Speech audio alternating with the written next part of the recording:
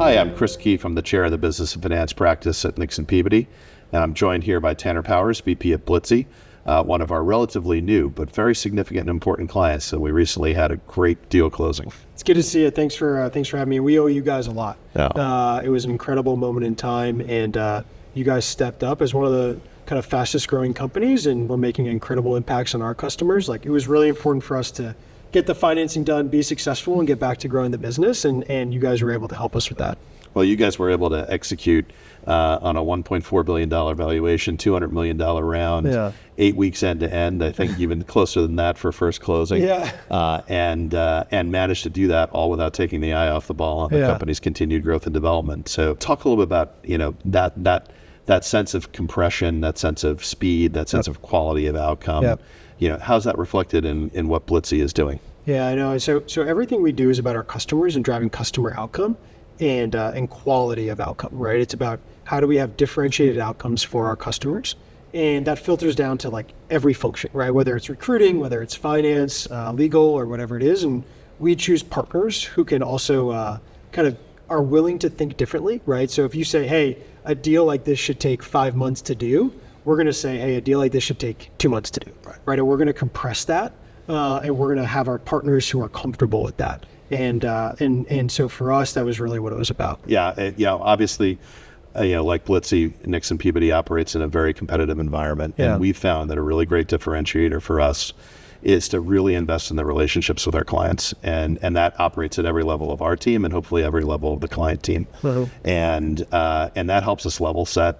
It helps us with transparency, communication, predictability with respect to a process, and frankly, how much that process costs, because that's a real factor as well.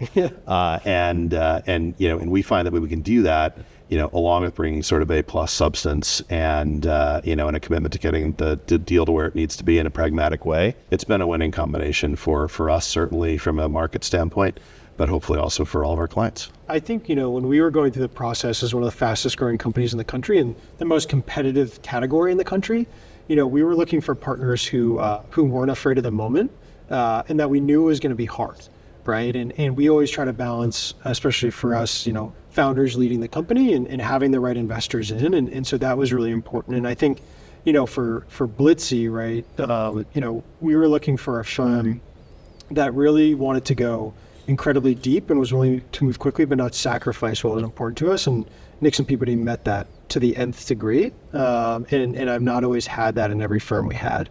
And so that was a great experience for us.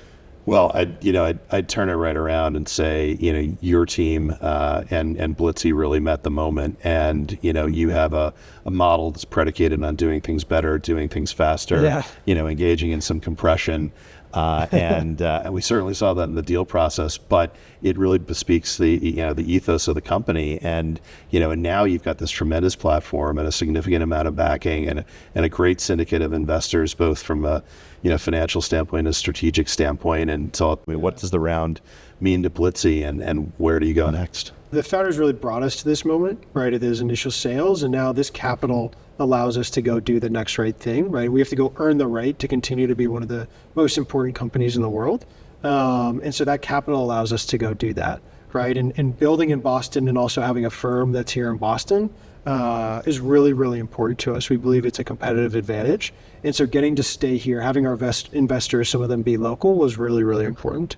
And so now for us, it's just about scale, and driving like differentiated outcomes for our customers, right? And what I appreciate about your team as we went through the process is you guys took the time to learn who we were and who our product was, right? Like when we talk about, system one thinking and system two thinking, right? And how we think about sacrificing speed for quality, right, for our customers, and driving those differentiated outcomes was really important for us. And so, that's like what we're focused on and where we're headed. Yeah, as we think about how AI is going to transform and revolutionize the legal industry. I think a lot about it the same way that you do, which is, it doesn't have to be something that is purely an efficiency play. It's that bringing, quality of service and quality of thought and quality of outcome to the mix. That's I think what's had made Blitzy a segment leader and is going to continue to help grow. Yeah, what I would say though, right, is everything for us is about customer outcomes. Everything is about quality.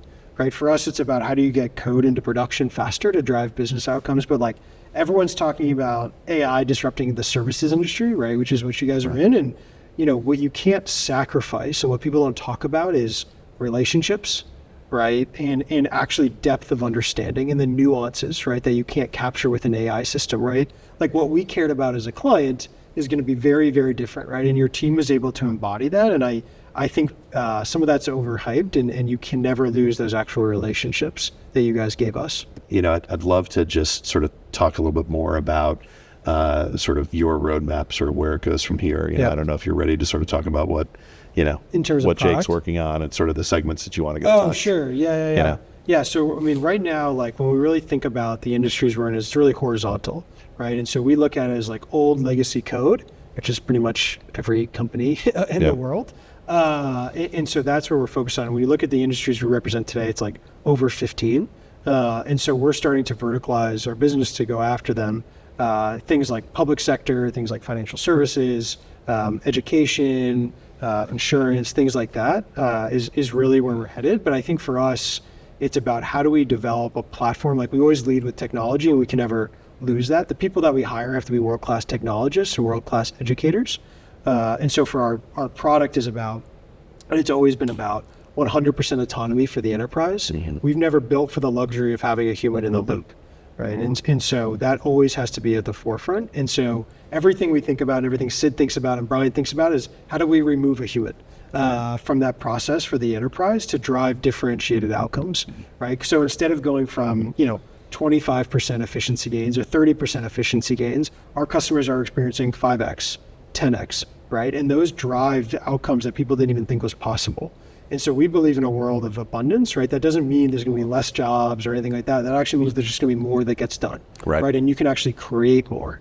And so that's like kind of our ethos and the way that we approach things. I think, experience with the technology and experience with the tools and experience with the people who are building those tools and those solutions, I think really demystifies and takes down the anxiety level a lot. Yeah. So, and I know you and the rest of the Blitzy team do a tremendous job on engagement and outreach and education, as well as, the obviously the fantastic work you're doing with the product. Well, and I think that brings up a good point. Like we have to be world-class educators, right? So we sell to the enterprises and that's where we focus. And there's so much noise and there's so much inbound and everyone can do everything. Right, we're very honest about what we're exceptional at and like what the stack of the future looks like. And there's other things besides Blitzy, right? And so, to your point, like we have to be world-class educators at that. And that's what we kind of optimize for. And then I think as we look for partners, whether it's in finance and accounting or design or whatever those partners are, or media, like people have to be world-class educators as well. And I appreciated for you guys as we were going through the deal process is every time, we moved very quickly and we got this deal done in a world-class time frame, but you guys took the time to slow down and say, hey, these are the ramifications of the decisions you're making, whether you accept something or decline something. And these are the ramifications that can happen over like a longer horizon, right? Because sometimes you're in the moment, you feel like you have to make a decision, but you don't realize that in 3 years, this is what's going to happen.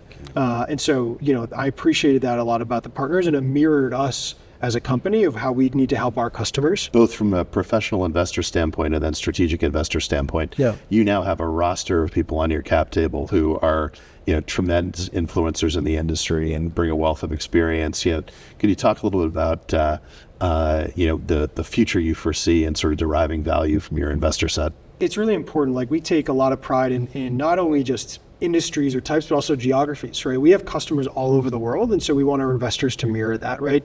Every region, every state, every industry is a little different. And so the investor like syndicate, we were fortunate to have more of a choice about who got to join that and who didn't. And so it was really about people that, one, believe in a world of autonomy, right? Because it's a very ambitious goal and it's really hard. And so the people in the boat have to also be equally as ambitious, right? And then for your standpoint too, of like having customers, like a lot of our cap table is now customers. And that speaks volume to the differentiated outcomes we're driving. And so we want those to not only be capital providers, right, but the largest customers of ours, because it just speaks volume. And so to your point, as you guys will follow us and be with us for a long time, those capital providers, we want people to be all the way through IPO. And we want to choose all of our partners who can get us there. Well, we can't thank you enough for your partnership. It has been a tremendous relationship so far. We look forward to one that continues for many years and supporting your continued growth. Yeah, no, I want to thank you guys. I mean, it was It was an intense moment in time, but it was an incredible moment in time for us, and you guys stepped up and met the moment. Terrific. Thank you. Thanks.